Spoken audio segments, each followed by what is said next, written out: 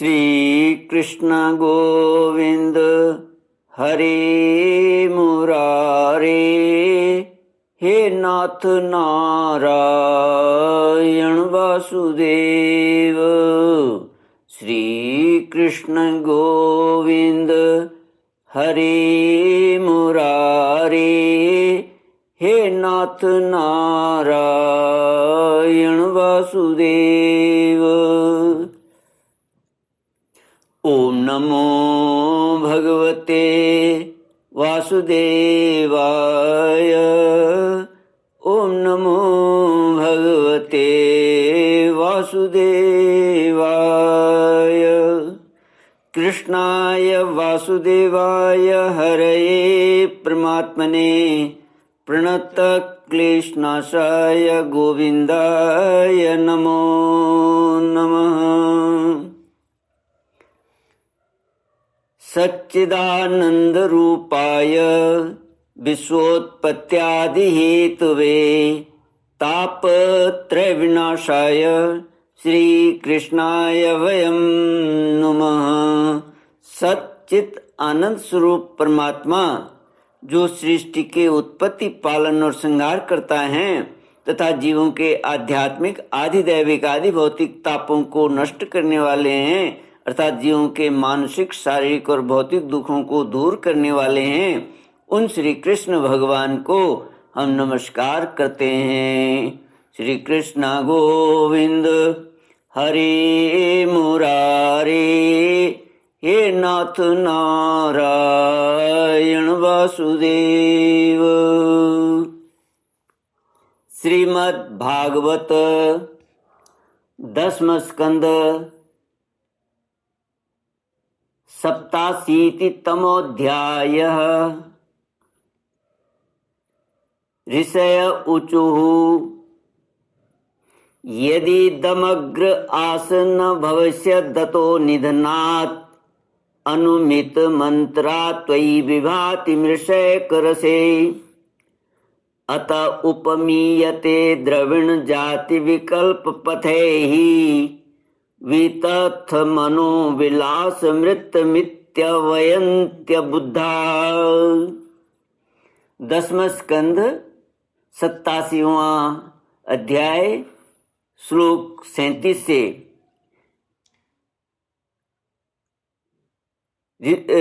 श्रुतियां भगवान से प्रार्थना करती हुई कहती हैं, भगवान वास्तविक बात तो यह है कि यह जगत उत्पत्ति के पहले नहीं था और प्रलय के बाद भी नहीं रहेगा।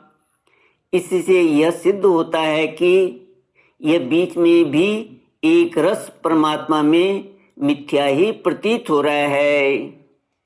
इसी से हम श्रुतियां इस जगत का वर्णन ऐसी उपमा देकर करती हैं कि जैसे मिट्टी में घड़ा, लोहे में शस्त्र और सोने में कुंडल आदि नाम मात्र हैं, वास्तव में मिट्टी, लोहा और सोना ही है। वैसे ही परमात्मा में वर्णित जगत नाम मात्र है, सर्वथा मिथ्या और मन की कल्पना है। इसे नासमझ मूर्ख ही सत्य मानते हैं। श्रीधर स्वामी जी इस पर टीका करते हुए लिखते हैं, सोना मुकुट, कुंडल, कंकण और किंकिणी के रूप में परिणत होने पर भी वस्तुतः सोना ही है। इसी प्रकार नृसिंह, महतत्व, अहंकार और आकाश, वायु आदि के रूप में उपलब्ध होने वाला यह संपूर्ण जगत वस्तुतः आपसे भिन्न नहीं है। श्री कृष्ण गोविंद हरे मुरारे, हे नाथ नारायण वासुदेव। श्रुतियां कहती हैं, भगवान जब जीव माया से मोहित होकर अविद्या को अपना लेता है, उस समय उसके स्वरूपभूत आनंद आदि गुण ढक जाते हैं।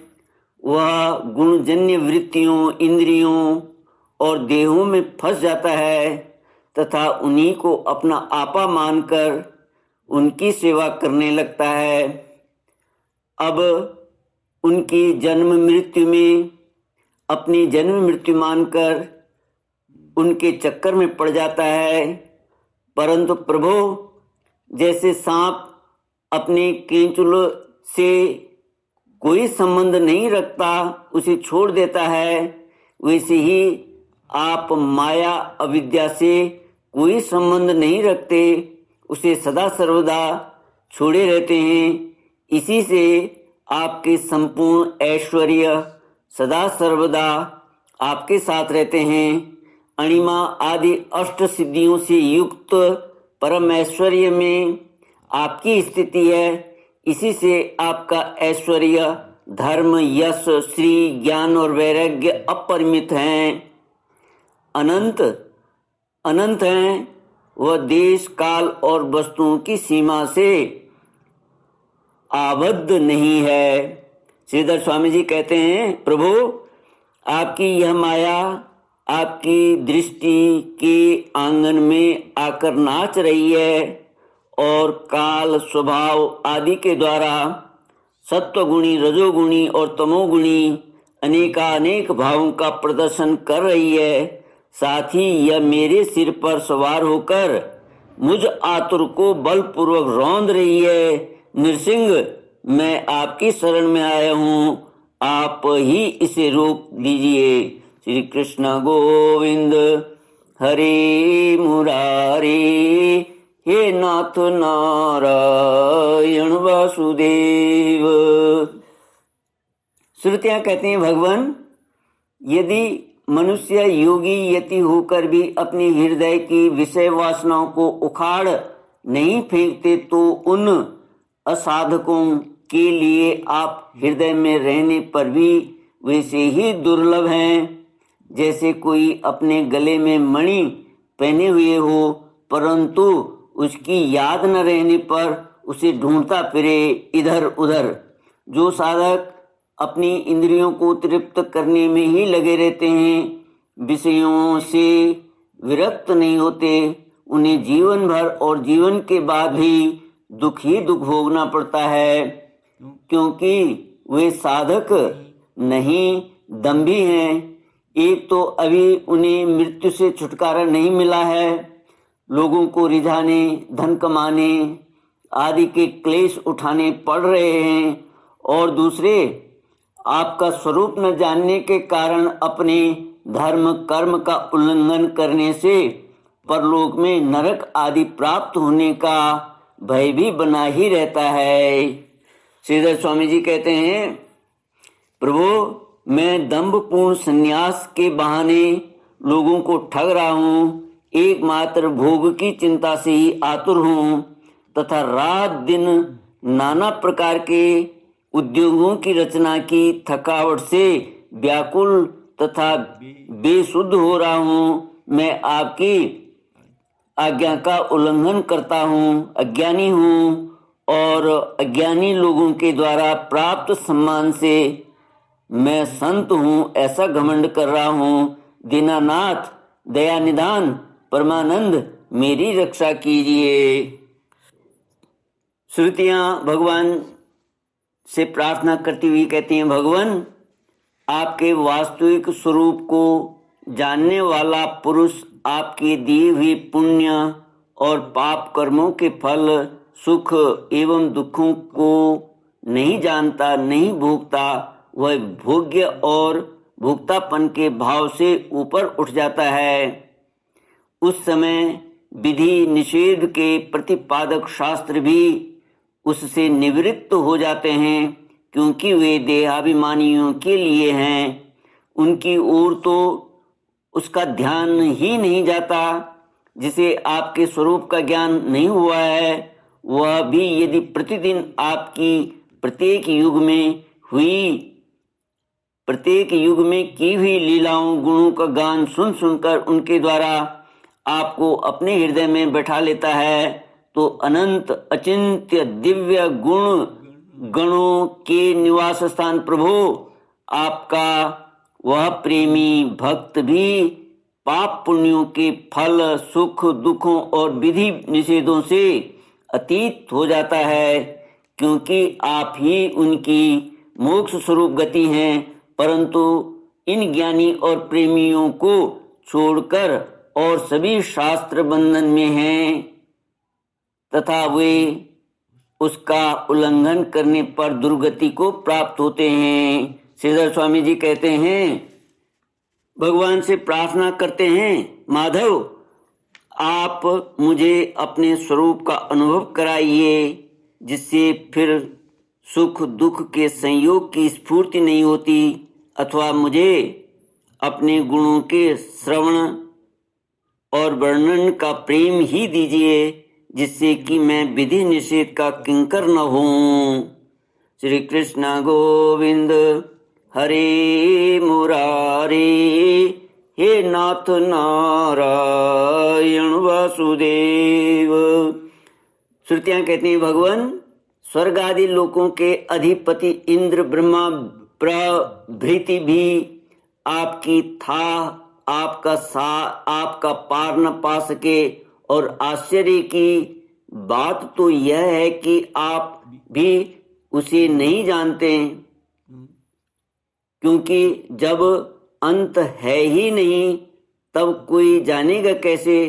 प्रभु, जैसे आकाश में हवा के धूल के नन्हे नन्हे कण उड़ते रहते हैं, वैसे ही आप में काल के वेग से अपने से उत्तरोत्तर 10 गुणे 7 आवरणों के सहित असंख्य ब्रह्मांड एक साथ ही घूमते रहते हैं, तब भला आपकी सीमा कैसे मिले।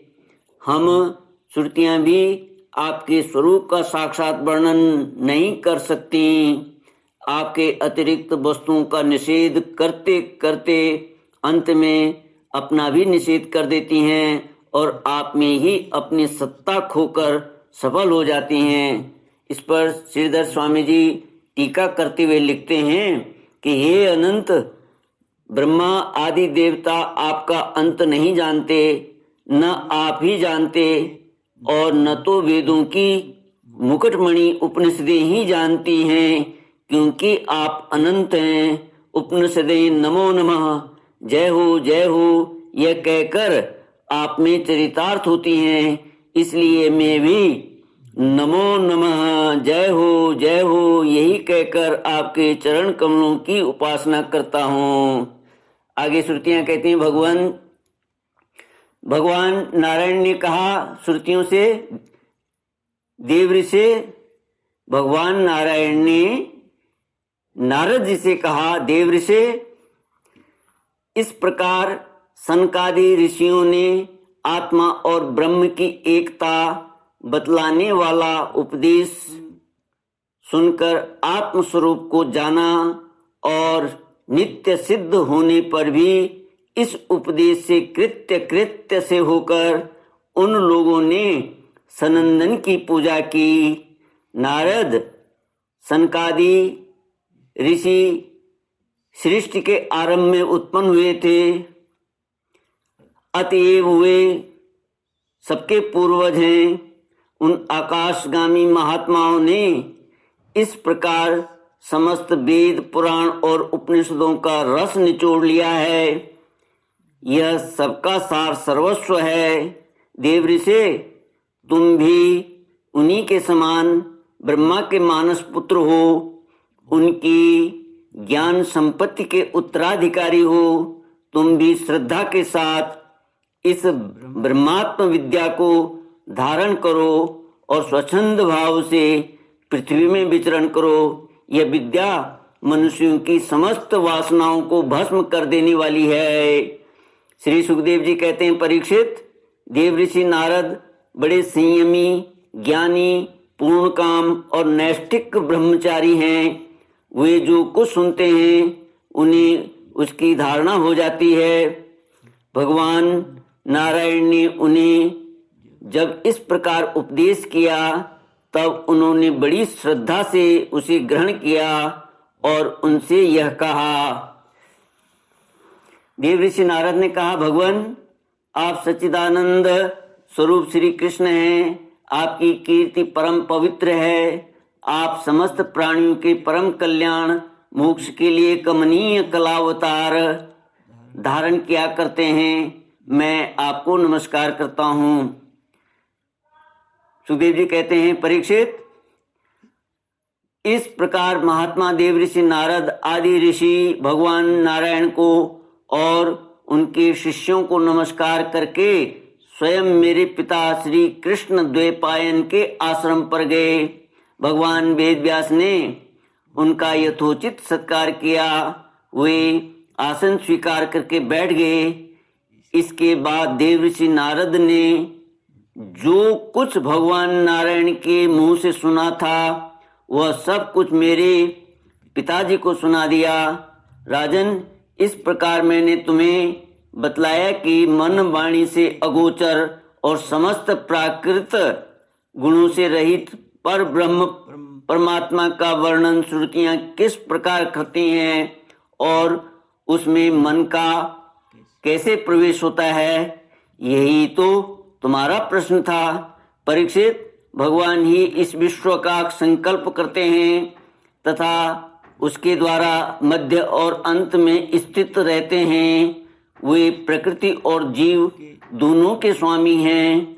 उन्होंने ही इसकी सृष्टि करके जीव के साथ इसमें प्रवेश किया है और शरीरों का निर्माण करके वे ही उसका नियंत्रण करते हैं। जैसे गाढ़ निद्रा सुषुप्ति में मग्न पुरुष अपने शरीर का अनुसंधान छोड़ देता है, वैसे ही भगवान को पाकर यह जीव माया से मुक्त हो जाता है। भगवान ऐसे विशुद्ध केवल चिन्मात्र तत्व हैं कि उनमें जगत के कारण माया अथवा प्रकृति का रत्ती भर भी अस्तित्व नहीं है। वही वास्तव में अभय स्थान है।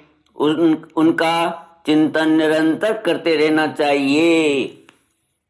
श्री कृष्ण गोविंद हरे मुरारे, हे नाथ नारायण वासुदेव।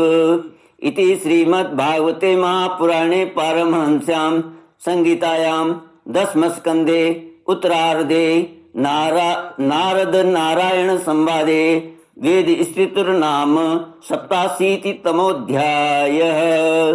ओम पूर्णमद पूर्णमिदं पूर्णात् पूर्णमुदच्यते पूर्णस्य पूर्णमादाय पूर्णमेवावशिष्यते। ओम शांति शांति शांति। हरि ओम। श्री गुरुभ्यो